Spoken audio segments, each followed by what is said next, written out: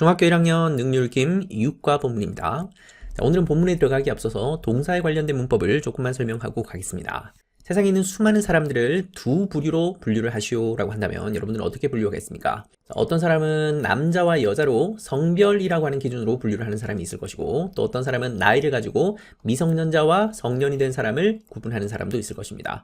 또 어떤 사람은 안경을 썼냐 안 썼냐 여부를 가지고 안경을 쓴 사람과 쓰지 않은 사람으로 구분하는 사람도 분명히 있을 것입니다. 이처럼 뭔가를 분류할 때는 무엇을 기준으로 삼는지에 따라서 다양한 분류가 나올 수 있다라는 것이죠. 영어 단어에 있는 수많은 동사들을 두 분류로 나누시오라고 한다면 여러분들은 다양한 분류가 가능합니다. 예를 들어서 의미를 가지고 분류를 한다라고 하면 동작 동사라고 하는 것이 있고, 또 상태 동사라고 하는 것이 있습니다. 동작 동사는 말 그대로 움직임이 포함되는 그런 동사이겠죠. 예를 들면 run 같은 것이 동작 동사에 해당합니다. 반면 동사는 동사인데 움직임이 포함되지 않는 상태에 관련되는 그런 동사도 있습니다. 예를 들면 know 같은 그런 동사들이 대표적이죠. 안다, 알고 있다 라고 하는 것은 움직임이 들어가는 개념은 아니죠. 또 형태를 가지고 동사를 분류할 수도 있겠습니다. 우리가 동사의 모양이 다양하게 바뀐다라는 것을 배운 적이 있는데, 그 동사의 모양이 바뀔 때 규칙적으로 바뀌는 동사들이 있었죠. 반면 또 불규칙적으로 바뀌는 동사들도 있었습니다. 예를 들어서 work라고 하는 동사는 과거형을 만들 때 ed를 붙이기만 하면 되죠. 반면 go라고 하는 동사는 과거형을 만들 때 ed를 붙이는 게 아니라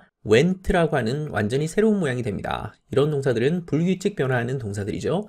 그래서 동사의 모양이 어떻게 바뀌는지 형태를 가지고 기준으로 삼으면 규칙 동사와 불규칙 동사로 구분할 수도 있겠습니다. 자, 오늘은 동사를 분류하는 또 다른 기준 하나를 소개하려고 합니다.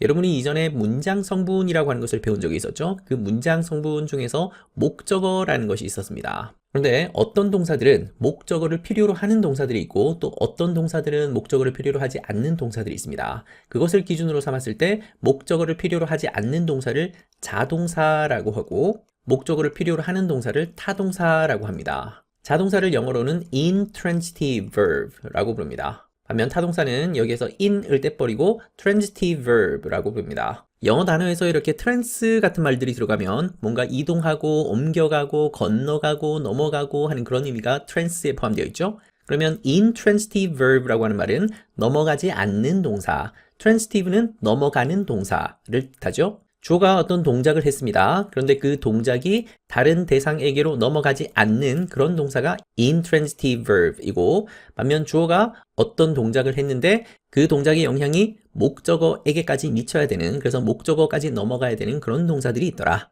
그래서 이것을 자동사, 타동사라고 부른다. 예를 한번 들어봅시다. run이라고 하는 동사가 있습니다. 달리다 라는 뜻인데요. 그러면 I 하고 나서 run 하고 마침표를 찍어도 문법적으로는 아무런 문제가 없죠. 나는 달립니다. 이것만 가지고도 온전한 문장이 될 수 있습니다. 그래서 뒤에 목적어를 따로 필요로 하지 않는 이런 동사를 자동사라고 합니다. 반면 재밌게도 이 run이라고 하는 동사는 달리다 라는 뜻 말고도 운영하다 라는 뜻이 있습니다. 그러면 나는 운영을 합니다 라고 하면 무엇을 운영하는지를 함께 언급을 해야 되겠죠? 예를 들어서 여기에 호텔 같은 이런 말들을 집어넣어야 문법적으로 온전한 문장이 되는 겁니다. 그리고 마침표를 찍어야 되는 것이죠. 그러면 이때 run은 목적어 없이 쓰면 불완전한 상태가 되고 불완전한 문장이 되는 겁니다. run 뒤에 목적어를 붙여야지만 문장이 완성되게 되는 그런 동사인 것이죠. 그러면 이때 run은 타동사가 되는 것입니다. 영어에는 수많은 동사들이 있는데요. 그 동사들 중에 어떤 것들은 항상 자동사로만 쓰이고, 또 어떤 것들은 항상 타동사로만 쓰이지만, 방금 run의 예서처럼 어떤 동사들은 자동사도 되고 타동사도 되는 그런 동사들도 있습니다. 이런 것을 자타동 양용 동사라고 하는데 여러분들은 그것까지는 몰라도 상관없겠습니다. 영어의 많은 동사들이 자동사와 타동사의 뜻을 함께 가집니다. 자, 그러면 방금 선생님이 쓴 예문을 가지고 자동사인지 타동사인지 한번 구분해 보겠습니다. 첫 번째 문장에서 그 자동차가 멈췄습니다 라고 하는 이 문장은 뒤에 목적어가 없죠. 목적어가 필요 없는 이 stop은 자동사입니다. 반면 바로 아래에서 그녀는 이 부분이 주어이고 stop 멈췄습니다 동사이죠. 그리고 바로 뒤에 the car가 목적어입니다. 그러면 이때 stop은 자동차를 멈췄습니다. 을이라고 하는 것이 목적어인데 이 목적어를 필요로 하는 동사이죠. 그러면 이때 stop은 타동사인 것입니다. 자동사와 타동사를 구분하는 것은 그렇게 어렵지 않습니다. 목적어는 해석될 때 뭐뭐뭐뭐을 또는 를 이렇게 해석되는 거, 또 누구누구에게 이렇게 해석되는 것이 목적어입니다. 그래서 여러분들이 어떤 동사가 자동사인지 타동사인지가 헷갈리면 그 동사에다가 을 이런 말을 붙여서 말이 되는지 안 되는지를 확인해 보면 자동사인지 타동사인지 쉽게 구분할 수 있습니다. 자동사인지 타동사인지를 구분할 수 있어야 그 문장의 의미를 정확히 해석할 수 있을 뿐만 아니라 앞으로 이어지는 다양한 문법과도 연결이 되기 때문에 이 자동사와 타동사를 구분하는 것은 중학교 1학년 문법에서 꼭 필요한 부분입니다. 자, 그러면 이 정도 개념을 잡고 오늘 본문 속으로 바로 들어가 보겠습니다. 해피 한글 데이, 행복한 한글 날입니다. 리포터가 먼저 얘기를 하네요. Today is October 9th, a special day for Hangul, the Korean alphabet. 오늘은 10월 9일입니다. 그 10월 9일이 어떤 날이냐면 아주 특별한 날이죠. 한글을 위한 특별한 날입니다. 그 한글이 뭔지를 혹시 모르는 사람이 있을까 싶어서 바로 뒤에 추가 설명을 하고 있죠. 한글이라고 하는 것은 한국의 알파벳입니다. 한국어의 알파벳입니다. 그러면 여기 있는 이 콤마라고 하는 것은 열거하고 나열할 때 쓰는 콤마가 아니라 왼쪽에 있는 정보에 대한 추가 보충 설명, 그런 개념으로 콤마를 쓴 것이죠. 10월 9일에 대한 추가 정보를 바로 뒤에 썼고 또 한글에 대한 추가 설명을 바로 뒤에 썼죠. 그래서 이때 콤마를 동격의 콤마라고 부르기도 합니다. 왼쪽에 있는 정보와 오른쪽에 있는 정보가 동일한 대상을 말한다라는 것이죠. 그러면 뒤쪽에 있는 콤마도 역시 동격의 콤마라고 부를 수 있겠죠. I am at a 한글 festival now. 저는 있습니다. 어디에 와 있냐면 한글 축제에 나와 있습니다. 장소를 나타내는 전치사 at를 썼습니다. at은 특정한 장소, 또 구체적인 장소, 또 그 장소를 점으로 콕 집어서 지점처럼 바라보는 그런 장소일 때 at를 쓴다고 했었죠. 그리고 오늘 본문의 한글 축제에서처럼 어떤 이벤트가 벌어지고 있는 그런 장소를 얘기할 때도 전치사 at를 씁니다. 저는 현재 한글 축제에 나와 있습니다. People are enjoying fun activities here. 사람들은 즐기고 있습니다. 아주 재미있는 활동들을 여기에서 즐기고 있습니다. 자, 이 문장 속에 ing가 등장을 했습니다. 비동사 나왔고 그 비동사에다가 동사에 ing 붙인 이런 모양이 나왔네요. 그렇다면 이것은 현재 진행형이라고 불렀죠. 사람들은 즐기고 있는 중입니다. 이렇게 해석했었습니다. 그러면 이제 문법 부족을 한번 따져봐야죠. 앞에 있는 아 부분이 동사입니다. 그러면 이 인조잉은 동사라고 부르면 안 되죠. 주운동사라고 불러야죠. 다른 말로 비정형 동사라고 불러도 됩니다. 비정형 동사는 동사와는 달리 모양이 바뀌지 않는 고정된 형태를 가지고 있는 것이 비정형 동사이죠. 자, 그러면 그 비정형 동사에는 크게 세 가지가 있었습니다. 부정사, 동명사, 분사가 있었습니다. 그 중에서 이렇게 ing 모양이 된 것은 동명사 아니면 현재 분사였었죠. 그러면 방금 이 문장 속에서는 뭐뭐 하고 있는 중이다, 진행의 의미로 해석되고 있죠. 그럴 때는 동명사가 아니라 현재 분사 ing였습니다. 앞으로도 ing가 나올 때마다 계속 구분하겠습니다. They look happy and excited. 그들은 행복해 보입니다. 그리고 신나 보입니다. 자, 이 문장 속에 또 핵심 문법이 등장했네요. 여기에 look이라고 하는 동사가 보입니다. 여러분 기억하는지 모르겠지만 지난 1과에서도 잠깐 등장을 했었고 또 3과에서도 등장을 했었던 바로 그 동사입니다. 이런 동사를 이름하여 감각동사라고 불렀죠. 감각동사를 영어로는 sensory verb라고 부릅니다. 여기서 sensory 할 때 sense라고 하는 말이 들어있죠. 인간의 감각을 말하는 것인데 시각, 청각, 촉각, 후각, 미각 이런 것들을 감각이라고 합니다. 이런 인간의 감각을 통해서 어떤 상태나 또는 어떤 인상을 묘사하는 그런 것을 감각동사라고 합니다. 내 눈을 통해서 어떤 정보가 들어왔습니다. 그러면 저것은 어떠어떠하게 보이다 라고 하는 것이고, 내 귀를 통해서 어떤 소리가 들려왔습니다. 그러면 어떠어떠하게 들리다 라고 하는 것이고, 내 혀를 통해서 어떤 맛이 느껴졌습니다. 그러면 어떠어떠한 맛이 나다 라고 하는 것이죠. 이런 것들이 다 감각동사입니다. 감각동사는 정말 많은데 중학교 1학년에서는 딱 5가지 감각동사만 기억하면 됩니다. 선생님이 한번 써보겠습니다. 테이스트는 어떠어떠한 맛이 나다 라는 것이니까 미각에 관한 것이겠죠. 룩은 어떠어떻게 보이다이니까 시각인 것이고, 사운드는 어떠어떻게 들리다이니까 청각, 그리고 스멜은 어떠어떠한 냄새가 나다이니까 후각이고, 그리고 feel은 어떠어떻게 느껴지다이니까 촉각입니다. 근데 이 촉각이라는 것이 꼭 만져서 느끼는 그 느낌뿐만 아니라 전반적인 느낌을 의미하기도 합니다. 그런데 조심할 것은 여기에 있는 동사들이 항상 감각동사로 쓰이는 것은 아닙니다. 예를 들어서 테이스트만 하더라도 무엇을 맛을 보다라고 하는 그런 동사로도 쓰일 수 있죠. 그러면 이것이 감각동사인지 일반 동사인지는 어떻게 구분하냐? 바로 뒤를 보면 됩니다. 바로 뒤에 형용사가 나와 있거나 또는 like라고 하는 전치사와 함께 명사가 나오면 그러면 이것은 감각동사라고 봐도 됩니다. 주로는 형용사랑 같이 많이 씁니다. 그러면 어떠어떠한 맛이 나다, 어떠어떠하게 보이다, 어떠어떠한 소리가 나다, 어떠어떠한 냄새가 나다, 어떠어떠하게 느껴지다, 이렇게 해석하는 것이 감각동사이겠죠? 방금 본 본문 속의 문장에서 그들은 행복해 보입니다. 그리고 그들은 신이 나 보입니다. 바로 뒤에 형용사 happy와 형용사 excited가 나와 있으니까 이때 look은 감각동사인 것을 알 수 있겠죠. 그러면 여기에 있는 대명사 they가 가리키는 것은 바로 한 문장에 있는 people이겠죠. 한글 축제에 나와 있는데 사람들이 굉장히 재미난 활동들을 하면서 아주 신이 나 보이고 행복해 보인다라고 얘기하고 있습니다. I'm going to interview 3 한글 lovers. 저는 인터뷰할 겁니다. 3명의 한글 사랑하는 사람들, 한글 애호가들을 인터뷰하겠습니다. 자, 여기에 이 문장 속에 am going to라고 하는 이 표현을 특히 주의해서 봐주십시오. 여기 있는 am going to, be going to라고 하는 이 부분이 우리 문법적으로는 조동사입니다. 그러면 바로 뒤에 있는 interview라고 하는 것이 동사이겠죠? 조동사는 항상 동사를 도와주는 것인데 어떤 역할, 어떤 의미로 도와주는지를 판단해야죠. 이때 be going to는 미래의 의미로 도와주는 조동사입니다. 그러면 우리 예전에 사과 공부할 때 미래 시간을 더해주는 그런 조동사로 will이라고 하는 조동사를 함께 배운 적이 있습니다. 그러면 I will interview라고 하는 것도 비슷한 의미가 되겠죠?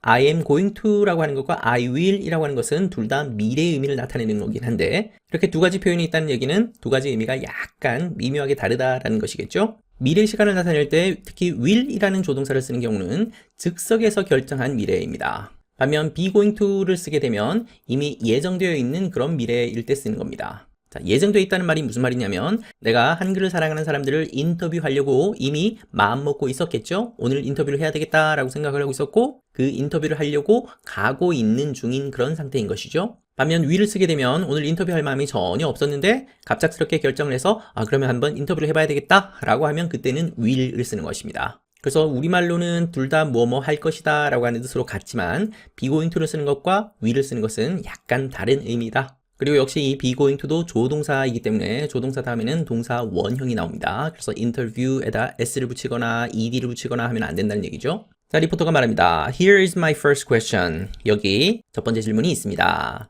자, 이 문장을 조심해서 봐야 됩니다. 이때 here이라고 하는 것이 문장 첫머리에 나와 있어서 마치 주어처럼 생각할 수 있는데 이때 here는 주어가 아니죠. 이 문장의 주어는 my first question입니다. 그리고 앞에 있는 is가 동사이죠.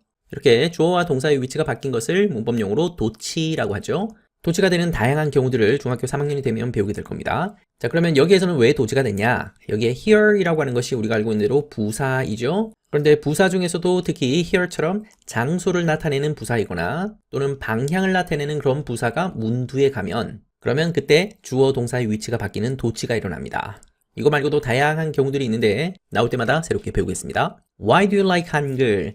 여러분들은 왜 한글을 좋아하십니까? 질문하고 있는 의문문이죠. 의문문에는 크게 두 가지 종류가 있다고 했습니다. 하나는 yes, no question이 있었고 다른 하나는 WH question이 있었죠. 방금 여기에서는 why라고 하는 의문사가 들어 있습니다. 그렇다면 yes, no question이 아니라 WH question이죠. 구체적인 정보를 요하는 그런 답이 필요한 질문입니다. 그리고 이때 do는 조동사 do이고 의문문을 만들 때 사용하는 조동사이죠. 특별히 해석하지 않아도 되겠습니다. 먼저 포잉이라는 친구가 말합니다. I like 한글 because it is easy to learn. 저는 한글을 좋아합니다. 왜냐하면 그것은 쉽기 때문입니다. 뭐가 쉽냐면 배우기에 쉽기 때문입니다. 자, 이 문장은 문법적으로 따져볼 것이 참 많은 문장입니다. 이때 because의 이름을 말할 수 있겠습니까? 이 because는 접속사이죠. 접속사 중에서도 앞에 있는 I부터 한글까지 주어 동사가 들어있는 절과 그리고 it부터 learn까지 역시 주어 동사가 들어있는 절, 이 절과 절을 연결하는 접속사입니다.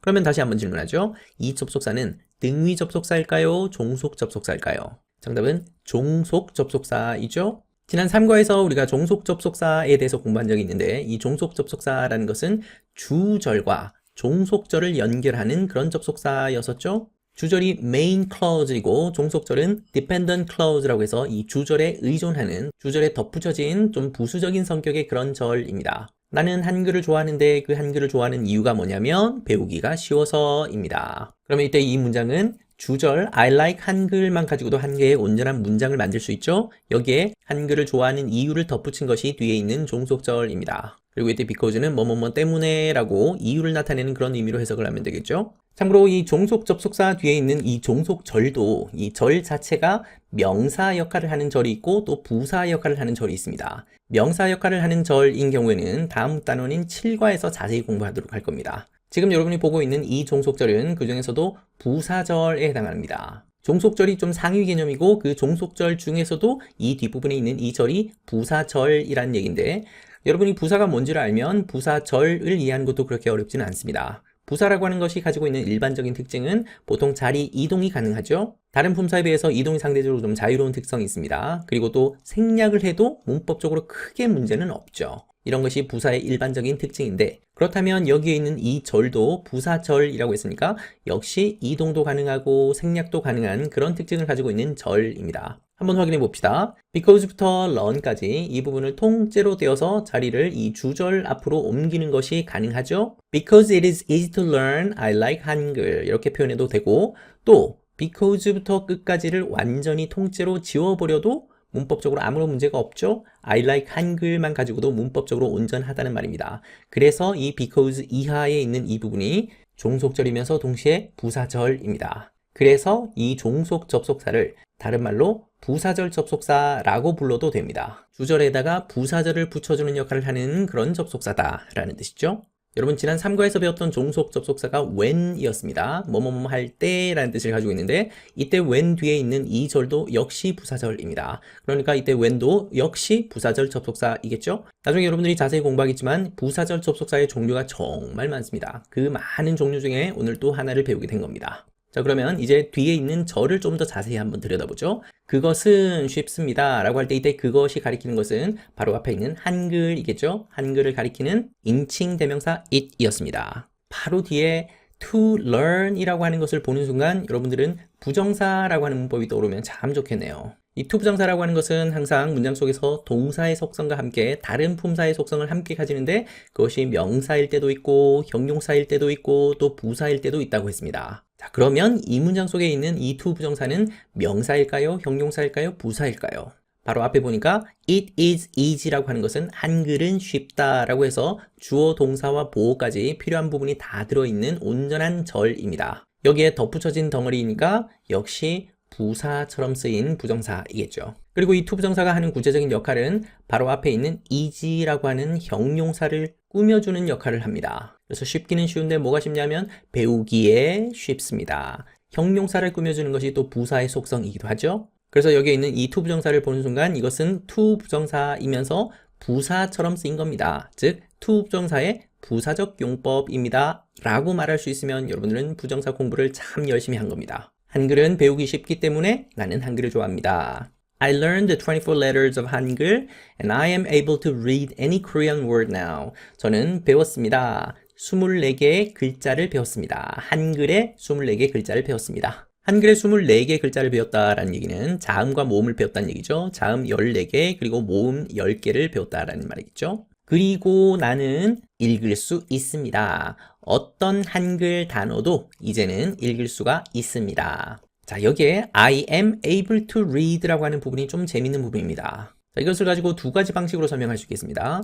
첫 번째는 이 am able to라고 하는 것을 조동사라고 주장하는 사람도 있습니다. be able to라고 하는 조동사의 뜻은 뭐뭐 할 수 있다라고 하는 능력의 의미를 나타내는 것이죠. 우리 예전에 배웠던 조동사 중에 can이랑 뜻이 아주 비슷한 조동사입니다. 그러면 나는 읽을 수 있다 이렇게 해석되는 것이죠. 반면 이 똑같은 문장을 가지고도 좀 다른 관점으로 보는 사람도 있습니다. I am able 이라고 할 때 이때 able이 형용사이죠. 뭐뭐 할 수 있는 이라는 뜻을 가지고 있습니다. 그러면 I am able이 원래 문장인 것이고 여기에다가 to 부정사가 붙어 있는 것이다. 그래서 이것은 to 부정사다 라고 주장하는 사람이 있습니다. 그러면 이때 to 부정사는 명사일까요? 부사일까요? 바로 앞에 있는 것이 able이라는 형용사이죠. 형용사 바로 뒤에 붙어 있는 to 부정사는 형용사의 의미를 보충해주는 역할을 하는 경우들이 많기 때문에 보통 이런 부정사는 부사처럼 쓰인 것입니다. 그래서 이것은 to 부정사의 부사적 용법입니다. 그래서 이 문장을 be able to라는 조동사의 동사 원형이 붙어 있다 라고 설명해도 되고, 아니면 I am able 이라고 하는 문장에다가 to 부정사가 붙어 있는 것이다 라고 구분해도 상관없습니다. 어떤 식으로 보든 결국은 해석이 동일하기 때문이죠. 그래서 이 부분은 여러분 학교 선생님이 가르쳐 주시는 대로 따라가면 되겠습니다. 자, 이제는 앤나가 말합니다. The shapes of 한글 look unique and beautiful. 한글의 모양이 보입니다. 독특하고 그리고 예뻐 보입니다. 그러면 여기 있는 look도 역시 우리가 좀 전에 배웠던 감각동사이죠. 그리고 감각동사 뒤에 unique이라고 하는 형용사가 나와 있고, 그리고 beautiful이라고 하는 형용사가 나와 있네요. 그러니까 독특해 보인다. 그리고 예뻐 보인다 라고 해석되겠죠. I like the Korean word for Switzerland. 스위스. 나는 한글 단어, 이 스위스에 해당하는 한글 단어를 좋아합니다. 그것이 바로 스위스이죠. 스위tzerland를 우리말로 쓰면 스위스입니다. 그러면 여기에 있는 이 콤마도 역시 동격의 콤마이겠죠? It looks like a soldier between two mountains. 그것은 보입니다. 군인처럼 보입니다. 이때 like가 전치사이죠. 그리고 전치사와 함께 명사가 쓰였습니다. 그렇다면 여기에 있는 look도 역시 감각동사이겠죠. 두 개의 산 사이에 있는 한 군인처럼 보입니다. 이 스위스라고 하는 글자를 잘 보면 이 스자가 산 모양이고 그리고 가운데 있는 위자가 사람의 모양처럼 보일 수 있습니다. 그러면 여기 있는 it이라고 하는 것은 앞에 한글 스위스라고 하는 그 글자를 가리키는 대명사이겠죠? It looks great. 그것은 멋져 보입니다. 대단해 보입니다. 역시 여기에 있는 look도 감각동사이겠습니다. 바로 뒤에 형용사가 따라왔죠? 이번에는 윌리엄이 말합니다. I like 한글 because its history is amazing. 나는 한글을 좋아합니다. 왜냐하면 그것의 역사가 놀랍기 때문입니다. 여기서 그것의라고 할 때 그것이 가리키는 것은 앞에 있는 한글이겠죠? 그러면 이제 여러분들이 쉽게 말할 수 있을 겁니다. 여기 있는 because의 이름은 그렇죠. 등위 접속사가 아니라 종속 접속사. 그리고 바로 뒤에 있는 이 절이 주절이 아니라 종속절. 그리고 그 종속절 중에서도 명사절이 아니라 부사절입니다. 그래서 이때 이 because라고 하는 종속 접속사를 부사절을 이끌어주는 부사절 접속사라고 불러도 된다고 했었죠. 참고로 여기에 amazing이라고 하는 단어는 그냥 여러분들은 형용사로 보면 되겠습니다. 원래는 amaze라고 해서 놀라게 하다라고 하는 이 동사에 ing를 붙인 것인데 이것이 현재 분사로 사용되는 그런 경우도 있고 또 방금처럼 형용사처럼 사용되는 경우도 있습니다. 현재 분사라고 하는 것은 동사의 속성과 형용사의 속성을 좀 함께 가지는 것이고 반면 형용사는 동사의 속성 없이 형용사의 속성만 가지는 것인데 그래서 여러분들이 문장 속에서 amazing이라는 단어를 만났을 때 놀라게 하고 있는 중이다 라고 하는 그런 동사의 느낌과 형용사의 느낌이 함께 있는 것이면 현재 분사라고 보면 되고 놀라운 정도로 해석이 되면 그것은 형용사로 보면 되겠습니다. A long time ago, most Koreans couldn't read or write. 오래전에, 옛날에 라는 뜻입니다. 대부분의 한국 사람들은 읽거나 또는 쓸 수 없었습니다. 여기에 있는 조동사 could는 can이라는 조동사의 과거형이죠. 옛날에이니까 지나간 시점을 얘기하는 과거 시제로 표현했습니다. 여기에 접속사 or를 쓰지 않고 and를 썼다면 읽을 수도 없었고 쓸 수도 없었다라는 말인데 or를 썼으니까 읽지 못하는 사람도 있었고 혹은 쓰지 못하는 사람도 있었고 물론 둘 다 못하는 사람도 있었겠죠. King Sejong felt bad about this, so he created a new alphabet for his people. 킹 세종은 우리가 잘 알고 있는 세종대왕입니다. 세종대왕이 안타깝게 느꼈습니다. 이것에 관해서 그래서 그는 만들었습니다. 새로운 알파벳을 만들었습니다. 그의 백성들을 위해 새로운 알파벳, 우리 한글의 자음과 모음을 만들었습니다. 여기에는 felt라고 하는 동사는 이제 감각동사라고 하는 것을 쉽게 말할 수 있겠죠? 이번 본문 속에 감각동사가 정말 많이 나오네요. 그리고 바로 뒤에 형용사가 함께 따라왔습니다. 안 좋게 느꼈다라고 하기보다는 좀 안타깝게 느꼈다라고 하는 것이 자연스러운 해석이겠죠? 여기서 이것이 가리키는 것이 뭘까요? 바로 앞문장에 나왔던 백성들이 읽거나 쓸 수 없었던 그 사실을 안타깝게 여겼다라는 말이겠죠? 그래서 새로운 알파벳을 만들었다라고 했는데 그렇다면 여기에 있는 so의 이름을 말할 수 있겠습니까? 역시 접속사이죠? 그러면 여기서 중요한 질문, 이 접속사는 등위 접속사일까요? 종속 접속사일까요? 정답은 등위 접속사입니다. 한 가지 힌트를 주자면 접속사 앞에 이렇게 콤마가 찍혀 있다 그죠? 그러면 등위 접속사로 보면 됩니다. 이때 등위 접속사도 역시 절과 절을 연결해 주고 있죠? 앞에 있는 절과 뒤에 있는 절을 연결하는데 이때 연결하는 절과 절은 주절, 종속절이 아니라 둘 다 대등한 위치, 동등한 위치에 있는 둘 다 중요한 그런 절입니다. 어느 하나 생략할 수 없는 그런 것들이죠. 우리 등위 접속사 중에 여러분이 가장 잘 알고 있는 접속사가 and라는 것이 있었고 그리고 or이라든지 그리고 방금 봤던 so 같은 이런 것들이 중학교 1학년에서 자주 나오는 등위 접속사입니다. 리포터가 말합니다. You all really love 한글. 여러분들은 모두 정말로 좋아하시는군요. 한글을 사랑하시는군요. 이때 all이나 really 같은 것들은 다 부사이죠. 강조의 의미로 쓴 겁니다. How did you start learning it? 어떻게 여러분들은 배우기를 시작했습니까? 그것을 배우기를 시작했습니까? 여기서 그것이라고 하는 것은 한글을 가리키는 대명사이겠죠? 그러면 역시 의문문이고 의문문 중에서도 how라는 의문사가 들어있는 WH question이겠습니다. 자, 그러면 또 재미난 거 한번 분석해보고 가야죠. 여기에 있는 learning이라고 하는 것은 동사가 아니라 준동사. 앞에 있는 start가 동사이고 여기 있는 learning은 준동사입니다. 그러면 이때 learn에다가 ing를 붙인 것이 learning인데 이 learning은 동명사일까요? 현재 분사일까요? 힌트는 바로 앞에 있죠? start가 동사입니다. 동사 중에서도 을이라고 하는 목적어를 필요로 하는 동사이죠. 그래서 이때 동사를 타동사라고 불렀습니다. 자, 그러면 타동사 뒤에 목적어 자리에 있는 부분이니까 목적어 자리에 들어갈 수 있는 것은 명사이죠. 그래서 이것은 동명사이겠습니다. 다시 한번 정리합시다. 동명사라고 하는 것은 동사의 속성과 명사의 속성을 함께 가지고 있는 덩어리다. 그래서 해석을 할 때도 뭐뭐뭐뭐 하기 또는 뭐뭐뭐 하는 것 이렇게 해석이 되죠. 그리고 이 동명사는 문장 속에서 들어갈 수 있는 자리가 정해져 있습니다. 그 자리가 주어 자리, 목적어 자리, 보어 자리이죠. 이 자리에 들어갈 수 있는 것이 명사가 가지고 있는 특징인데 그러면 여러분들은 자리가 어떤 자리인지 또 해석이 어떻게 해석되는지를 보면 이것이 동명사인지 현재 분사인지 구분할 수 있겠죠. 방금 이 자리는 타동사 start의 목적어 자리이면서 또 해석을 할 때 배우는 것, 배우기라고 명사처럼 해석되는 거니까 동명사라고 부르면 되겠습니다. 포행 말합니다. I'm a big fan of K-pop songs. 나는 엄청난 대단한 팬입니다. 한국 대중가요를 정말 좋아하는 팬입니다. Because I wanted to sing Korean songs, I started learning 한글. 나는 원했습니다. 노래하기를 원했습니다. 한국 가요, 한국 노래를 부르기를 원했습니다. 나는 한국 노래를 부르기를 원했기 때문에 나는 시작했습니다. 한글 배우기를 시작했습니다. 그러면 우리가 지금까지 배웠던 것을 총복습할 수 있겠네요. 여기 있는 because라고 하는 것은 접속사, 그 중에서도 종속 접속사. 그렇다는 얘기는 여기서부터 여기까지 이 절이 종속절이죠. 그리고 그 종속절 중에서도 부사절이라고 했습니다. 부사절의 특징이 이 문장 속에 잘 드러나 있죠. 원래는 이 자리에 있었던 것인데 주절 앞으로 자리를 옮겨놨죠. 이렇게 자리를 옮길 수 있으니까 부사절이 맞습니다. 그리고 start 다음에 있는 learning은 역시 start라는 동사의 목적어 자리에 있으니까 이것은 역시 동명사이겠습니다. 그리고 또 한 가지 want라고 하는 것이 원하다라고 하는 동사인데 동사 바로 뒤를 봤더니 to 부정사가 들어있죠. 그렇다면 역시 이 to 부정사도 용법을 밝히고 가야죠.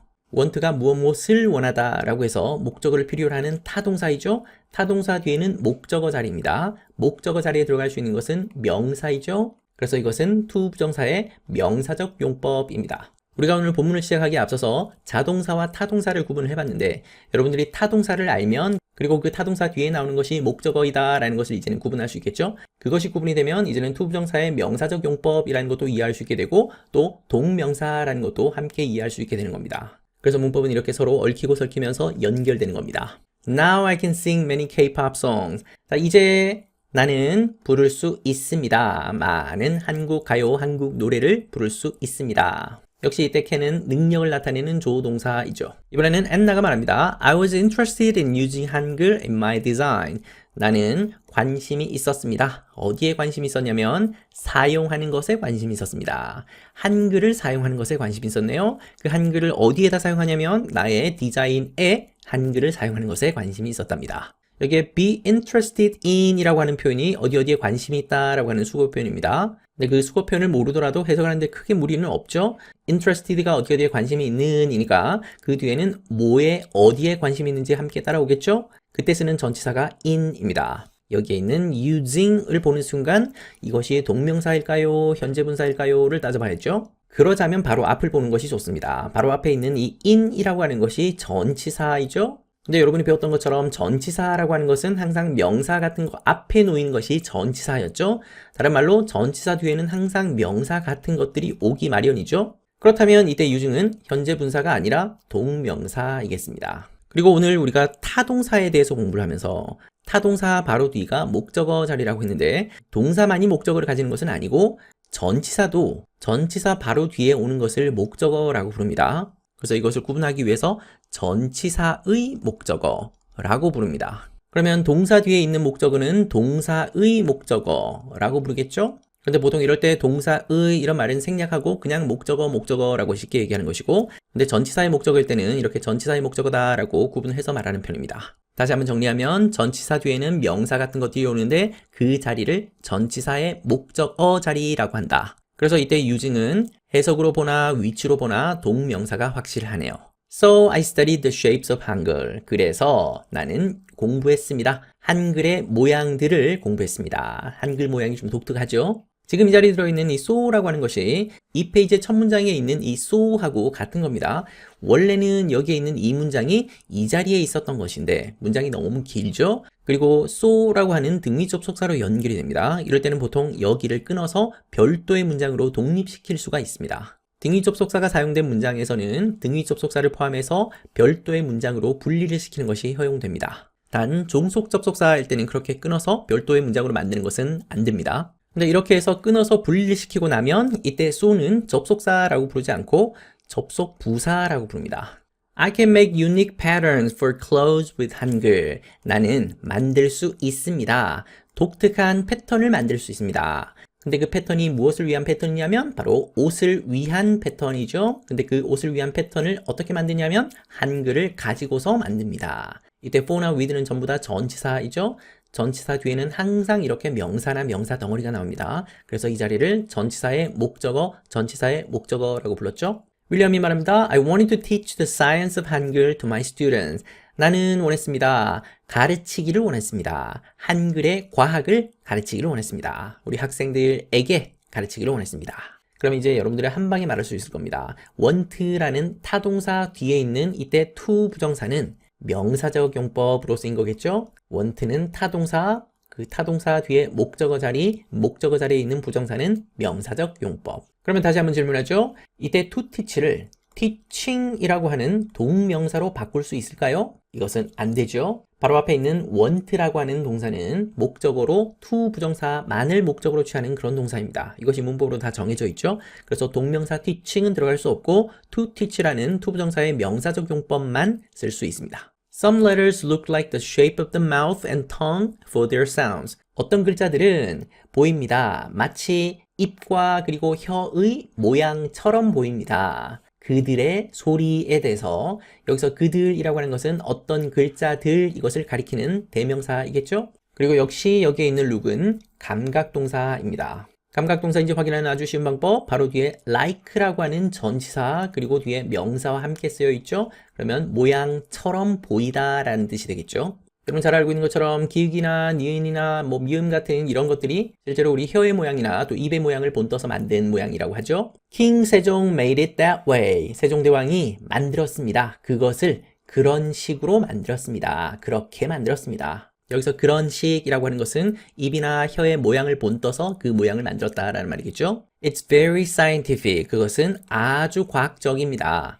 리포터가 말합니다. Thank you for sharing your stories. 여러분들의 이야기를 나누어 주신 거에 대해서 고맙습니다. 인사를 하고 있죠. 여기 있는 sharing을 보는 순간 이것은 ing가 들어있는 부분이니까 이것은 동명사일까요? 현재 분사일까요? 라고 하는 질문에 쉽게 말할 수 있겠죠. 바로 앞을 봤더니 for라고 하는 전치사가 보입니다. 전치사 바로 뒤에는 전치사의 목적어 자리라고 불렀죠. 목적어가 될 수 있는 것은 명사의 속성이죠. 그렇다면 현재 분사가 아니라 동명사이겠습니다. Enjoy this festival. 이 축제를 즐기세요. 즐거운 시간 되시길 바랍니다. 라고 인사하고 있습니다. 구조적으로 보면 동사 원형으로 문장을 시작하고 있으니까 이것은 명령문인데 이 리포터가 이 친구들에게 즐겨라 라고 명령하는 그런 느낌은 전혀 아니죠. 인사말 정도로 보면 되겠습니다. 이번 단원에서는 복습할 것들이 정말 많죠? 특히 우리는 준동사라고 하는 이 문법은 여러분이 중학교 3학년 졸업할 때까지 계속 따라다닐 문법입니다. 준동사, 삼총사라고 하면 부정사가 있었고 동명사, 그리고 세 번째가 분사입니다.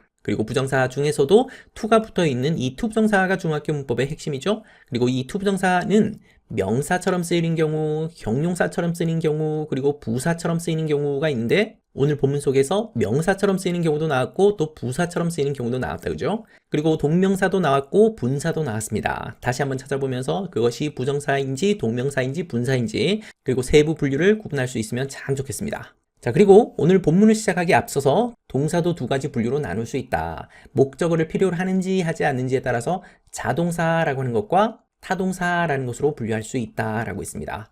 타동사라고 하는 것은 목적어를 필요로 하는 동사이죠. 그래서 바로 뒤에 목적어라는 것이 나온다. 이 목적어는 누구누구에게 이런 것도 목적어이고 무엇을 이런 것도 목적어입니다. 많은 동사들이 자동사의 뜻과 타동사의 뜻을 함께 가지는 경우들이 많습니다. 그리고 이번 본문에서 접속사도 참 많이 등장했죠. 접속사 하면 크게는 등위 접속사와 그리고 종속 접속사로 나뉘는데 오늘 종속 접속사도 나왔고 등위 접속사도 나왔습니다. 특히 종속 접속사가 나오면 바로 뒤에 있는 이 절을 종속절이라고 하는데 이 종속절이 명사절인지 형용사절인지 부사절인지를 구분하는 것이 나중에 2학년 때 해야 될 부분입니다. 오늘 부분에서는 종속 접속사 중에서도 because를 배웠고 그 because 뒤에 있는 이 절은 부사절이었습니다. 이 부사절은 자리를 바꿀 수도 있고 또 통째로 없애버려도 크게 문제가 없는 그런 특징을 가지고 있는 절이죠. 그리고 이거 말고 감각동사가 또 이번 단어는 핵심 문법이니까 감각동사가 어디에 숨어 있는지 한번 다시 확인하고 그 뒤에 형용사가 나오는지 안 나오는지 또는 like라고 하는 전치사와 명사가 함께 나오는지 안 나오는지 이것만 확인해도 감각동사인지 아닌지는 쉽게 구분할 수 있습니다. 이전에 배웠던 문법들을 다시 반복하고 복습하다 보면 이것이 차곡차곡 쌓여서 여러분의 실력이 되는 겁니다. 오늘도 복습을 통해서 여러분의 실력을 다지는 기회가 되길 바랍니다. 수고했습니다.